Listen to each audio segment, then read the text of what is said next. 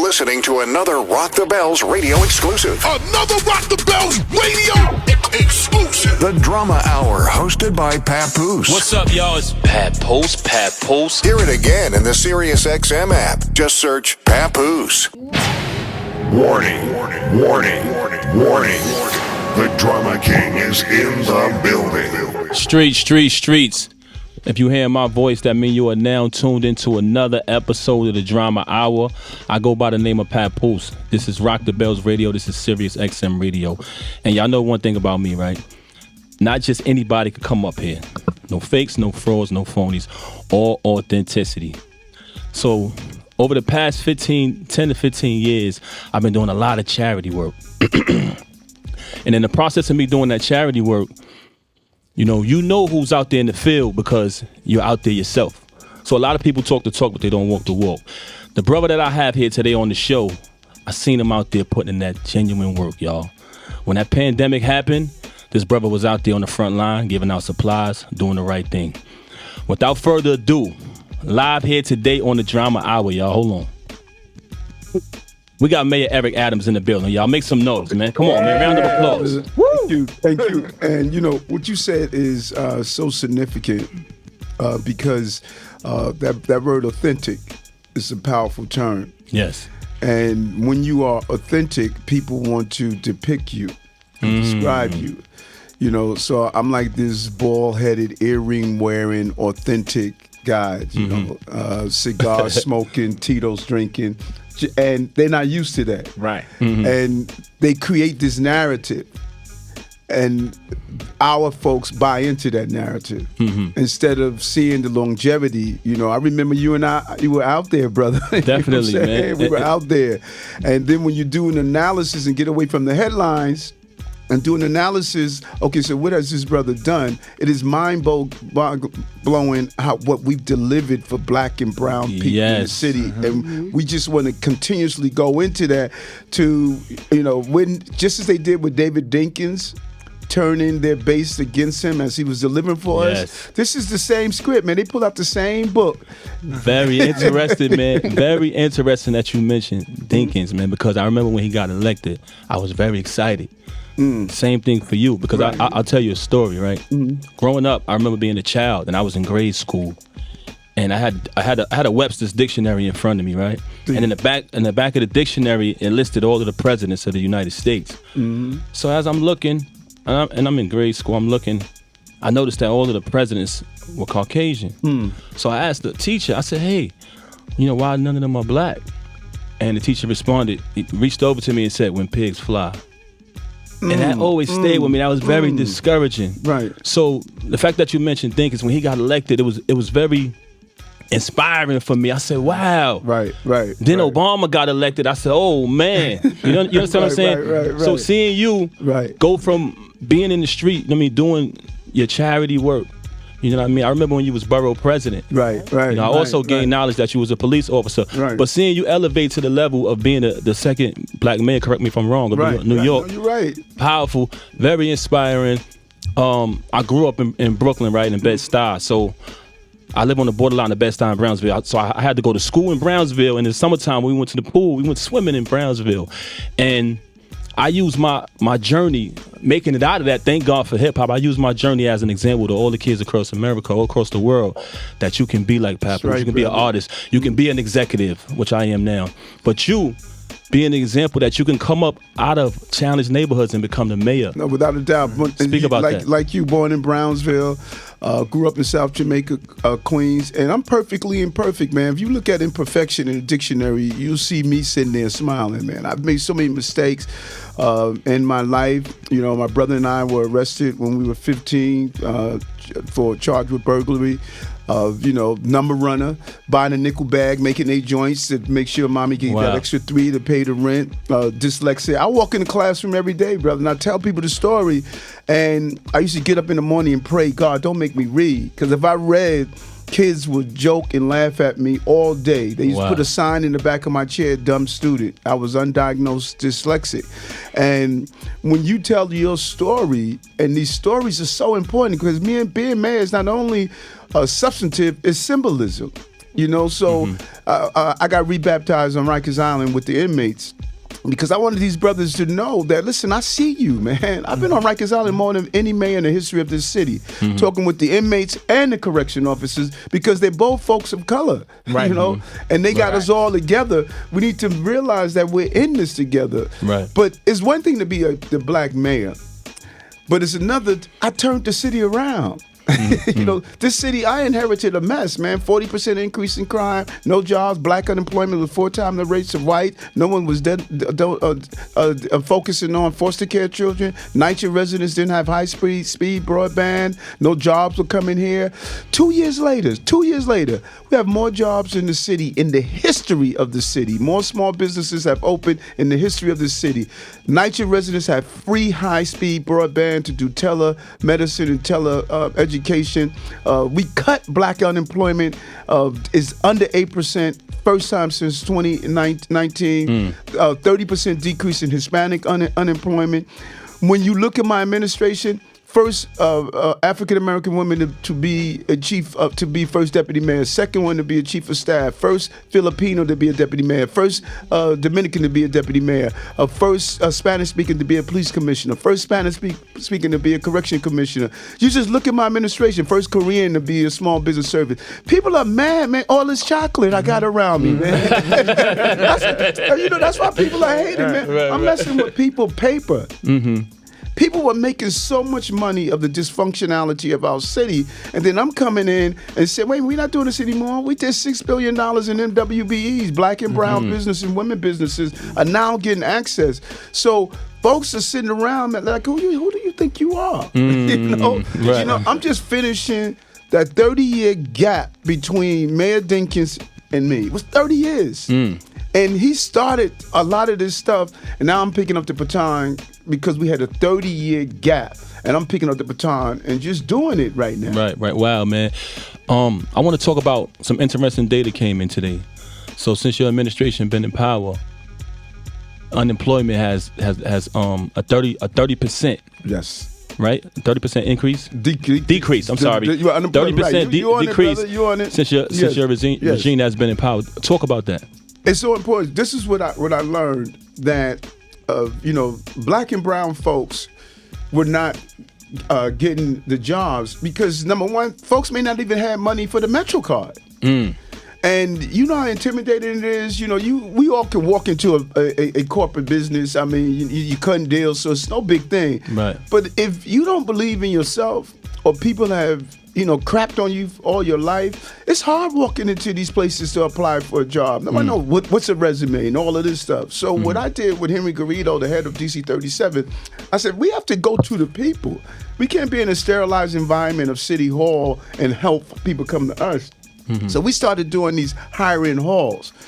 Community centers of nature, in schools, right in the backyard of the people. And people started showing up. They started showing up. Cats would be outside playing CeeLo, and I would step over to them and say, yo, man, there's a hiring hall in here. Let's fall in. And they like, wait a minute, the mayor's stopping, kicking. Or a DJ now would be out late at night, driving through, and folks would close down their barbershops and close down their beauty salons. They'd be in the back doing cigars and some Hennessy. We'd pop up in there and say, yo, man, there's a hiring hall the next day. Right.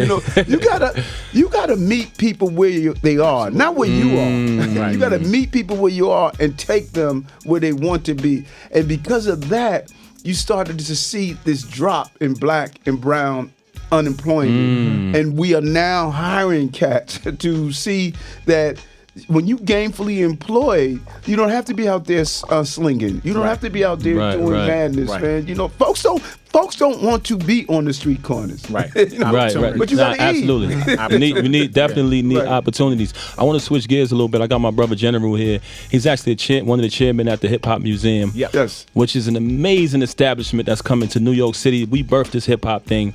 And I wanted to ask you, because I know you played a major part in it. Yes. Why did you feel it was important to help secure $5 million for the Hip Hop Museum? I want to talk about that, but first, man, I need to rock Mama Diane. I'm gonna take my chain off and give it to the man. Yeah, General, heavy on that machinery. Because hip hop is taking accolades for what it has done in the international That's right. music. Because it's international. It is. Young people all over the globe are doing the hip hop thing. That's right. But you're missing the indirect impact. Right. You know, right now, hip hop is running the most powerful country on the globe, and a lot of people don't connect the dots. You know, when you look at VP Harris, she's a hip hop baby. She's Right, getting ready right. for the president. Right. When you look at Hakeem Jeffries, who is the leader of the first person of color to head the minority party in Congress, he's hip hop. He's often quoting Biggie, and Right. he's quoting the legend. Dope. Look at Letitia James, the top AG in the country, hip hop. Jamani Williams, hip hop. Adrian Adams, who's in charge of the speaker, hip hop. Eric Adams, mayor, hip hop. That's right. All of these committee chairs, hip hop. Major corporate leaders. Look at the mayors across the country. Atlanta, my brother, hip hop. We got the black mayors coming here. These are all hip hop Right. mayors. So Right. we sat down, and while we were preparing for where we were going, we were listening to hip hop. You know, like Dope. when I do my walk-on music. Doing my press conferences, you hear Jay-Z. That's you right. know? Dope. So we are, hip hop fed us. That's right. And so when it came down to putting that paper in to do a hip hop museum, which is an amazing space in the Right. Bronx, man, people gonna It go is. up there. Nah, it really It's is. beautiful. It was a no-brainer. You know, I had to repay who invested in me. You Right. know, hip hop was always part of my life. It was my motivator. I was, you know how boxers before they go into the ring. Right. Before I used to do the debates during the campaigning. Yeah. I would sit inside the room and I'm playing hip hop, man. Wow. So I'm going out there on the stage. I'm hyped. Absolutely.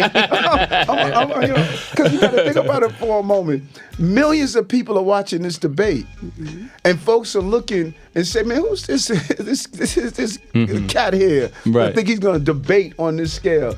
They don't know I was fueled with That's hip hop. right. That's saying Wow. you could do anything. Nah, that's a fact. That's a fact, man. And it was so important too that the mayor did that, because that $5.5 million that was raised, after that we were able to get other public and private institutions to pile on. So we're now at 58 million, closing out to get to 65 million opening in the fall of 2025. So on behalf of Rocky and everybody on the board, Right, man. thank you, Good Mayor stuff, Adams. man. Definitely, man. It's Definitely. impressive, man. That Yeah. music, let me tell you something, that music Nah, it on the is, water, man. It's amazing, man. It's an that amazing is going thing. to become an anchor Right. that we're going to build the entire community around. More housing, affordable housing. You got affordable housing upstairs. Right. It's you know, when you think about it, there's something sweet and romantic about the fact that Bronx, which gave the birth of hip Right. hop, is now coming back and being Exactly. the revitalization Right. of the Bronx. And it's a worldwide attraction. I feel like people are going to come from Tourism. all over the world, Without a tourists, doubt, and man. enjoy it, man. My next question I wanted to ask you, it's been a lot of incidents where prosecutors have been using rap lyrics as evidence without even presenting a higher burden of proof. Right, Now, right. for me, it's discrimination against people of color, because they're constantly penalizing black and brown creators. Now, I can tell you as an artist, right? Our creativity is what separates us. Yes. Our creativity is what helps us go to the next level and enables us to feed our family. It's our livelihood. And we have to have our First Amendment right protected. Now, you look at the situation in Atlanta with Young Thug, right? They have a lyric where he said, ready to go to war like Russia, just as a metaphor. Right. They using that as an overt act for conspiracy. Right. 7 years just for that lyric. Yeah, Right, right. And I'm telling you, as an artist, brother, we are always being creative. That's what makes you legendary. So the more creative an artist is, it ups his status. You understand what I'm saying? So recently, I went out to Albany to advocate. It's called what's the exact name of it? The Rap on Trial Bill. The Rap on Trial Bill. Right. And I wanted to ask you, brother, because I want to assure you of this. This is not a get out of jail free pass. Right. The only thing it states is the lyrics are out of bounds. Creates a test for the prosecutors. They can bring it in. If someone is foolish enough or stupid enough to Right, commit a right. crime and rap about it, and for me, Right. a person who followed your success, I feel like this is in line with some of the things you represent, which is you want the police and the district attorneys to be able to do their jobs. Right. So I feel like that falls in line with that. So I wanted to get your take on it. Recently in California, they signed a law You know what I'm saying? That's consistent with freedom of creative expression. And I wanted to know, how did you feel about that law to New York? It passed the Senate 3 times. It seemed like it keeps getting stuck at the Assembly. But with your support in the city of New York, right. you get a common ground. But I wanted to get your take on it. No, I love that, and I love that because when we talked about some of the drill music stuff, right? And I had all of the drill rappers at City Hall, this sort of falls in line. I think going and charging folks with conspiracy over their creative entertainment and how to do so, you're crossing the line. You know, you're crossing the line. That's no different than having Brad Pitt go do a role where he's assassinating someone, then all of a sudden you're going to use a clip from the movie and say, exactly. Okay, right. So you're crossing the line. And that creativity has always existed when it comes down to black and brown people, like what they did with the first black heavyweight champion with the Mann Act, because he brought a white woman across state line. They created the Mann Act and said he brought it across because of prostitution. So creativity has always been on how you come at us. What we must do, when I brought in the drill rappers, because my son is a rapper. You know, he just sent me, when I was coming, he sent me his new album that's coming out. But what I told my drill rappers, who many of them are producing some good product, when you have that direct connection of someone just took out someone and now you stomping on their graves, you are antagonizing their crew to come back and retaliate. That was what we had to meet in that City Hall. I said, listen, you have to be very careful, man, because this is going to connect you to a crime. Right. You know, if you just saying, I just popped so-and-so, he just died the other day, and you're stomping on his grave and you're being disrespectful to his parent, that caused retaliation. You know, and we don't want those retaliatory shootings that's taking away our young people is something we have to push back for. All these creative drill rappers that are doing some good product and talking about, you know, just in generality about, you know, the creativity of the music, no one has a problem with that. You can't have those direct correlations of someone just got shot on Tuesday. Now you're in their grave. Yeah, I just took this MF out. You know, and I'm disrespecting him. Now we're seeing retaliatory shootings based on that, and we don't want that. Right. Well, listen. But I'm with that bill. I think it needs to get through. Oh man, this is groundbreaking. Drama Hour. Hold on. I support the bill, and I think that's powerful, I think it's going to get through. You have some very strong assembly people and senators that's up there that's going to push it through. But what I think is important, that what I like about what you're doing, and I was on yesterday with my girl, Angela Yee. Oh yeah, shout out to Angela. You know what y'all doing, Charlemagne. Yeah, shout out to Charlemagne. What all of you are doing is you're taking the complexities of running cities and government and bringing it down in a very common person language. Because that's the sleeping giant in our country. Right. If you can energize your listenership, it's a game changer. You know. VP Harris is president without even blinking. If the young people that listen to you all of a sudden say, you know what, I'm going to get up and just cast this vote for her, and you know, is she going to be perfect? Is she going to be everything you want? No, I'm not everything I want. Exactly. You know what I'm saying? Exactly. So you could always be creative and find a reason that, you know what, I'm going to hate on this person. Listen. But she's better than what we have seen in the past. Right. Nah, definitely. Now listen, man, I love to hear you say that, brother. You know, just to add on to what you said as far as the actors, man, you know, when Neo in the Matrix, you know, the more creative the movie is, the better we want to see it. When Bob Marley said, I shot the sheriff, we know damn well Bob Marley was the sheriff. You know what I'm saying? So it's an amazing thing, man, to hear you say that. And I got my next question, I got to ask you. If I don't ask you this, I can't go back to Brooklyn. Why is it? Why do you think? Because I know you didn't implement them. You know what I mean? Why do you think there are so many traffic cameras, right, and alternate side of the street parking things going on in the neighborhoods where working class Black and Latino people are, right? But when I go to Poughkeepsie or certain parts of Long Island, they don't have that. Right. It makes us feel like it's targeted towards people who actually make less. Right. Now I got hit with a couple of summonses now. Don't let anybody fool you. From the time to time, I have a left foot now. Right. You know, they used to drop those summonses me on when I was ball president a lot. You know, the summons. allocation and location of the cameras should be throughout citywide. Now, what they do, they look at areas where you have a real problem because they're around schools. We saw a historical decrease in accidents and fatalities around schools after cameras being placed around schools, because a lot of people were speeding through schools. They was hitting these children. The laws up in Poughkeepsie and other parts of the state is different. New York City, we have a whole different mindset because we what they call is 1 million plus. A lot of these local cities and towns upstate don't have 1 million plus people. So there are laws that are passed that just deals with New York City because it's 1 million plus. Okay. But we'll definitely do analysis to see where they place them because they shouldn't be one-sided. They shouldn't, and that was a law that came out of Albany. You know, one thing you learn in government, like everybody don't know their senator, their assembly person, their congressperson, but everyone knows their mayor. Right, You know that's what I'm a fact. saying? And when people are pissed off, man, they Right, know, right. you know, Kat stepped at me a few months ago and said, man, I'm getting divorced, man. It's your fault, man. Wow. Wow. Man get blamed for everything, man. Wow. We don't control the MTA. We don't control, like, the top thing people are, you want to get some folks riled up, particularly in the hood, talk migrants and asylum seekers. Right. Okay. You know what I'm saying? They like, man, Eric, what you doing, man? You got these cats stepping in, taking out jobs, taking out homes. Listen, 207,000 migrants and asylum seekers came to the city. 207,000, 1.5 the size of Albany. A whole nother city came into the city. Wow.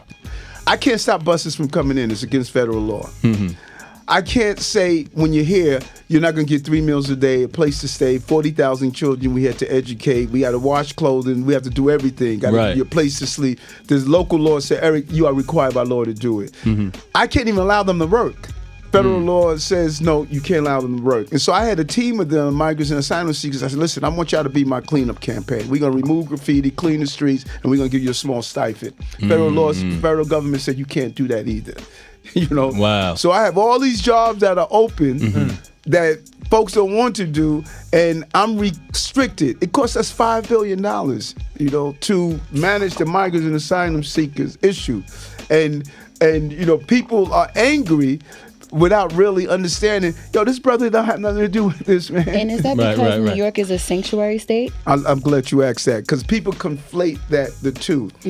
Sanctuary city and state means that if you are an undocumented person and you come here, we can't deny you the services. You know, so if you need to go to the hospital, if you need to call the fire department, we can't turn you over to ICE. The migrants and asylum seekers, they were paroled into the city.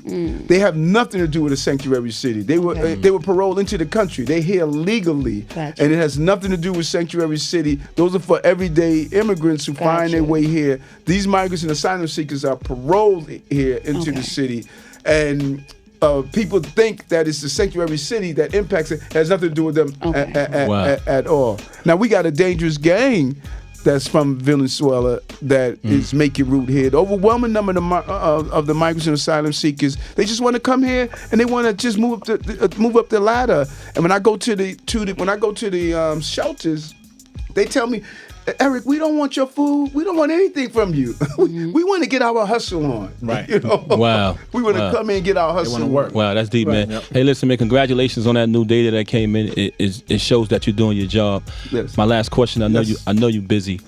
This is my last question because this is the drama hour. Who is Mayor Eric Adams' top 5 MCs of all time? I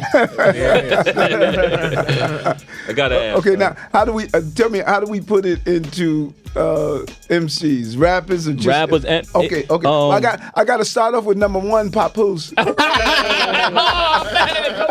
Drama hour, y'all heard that live and direct, baby. You heard it.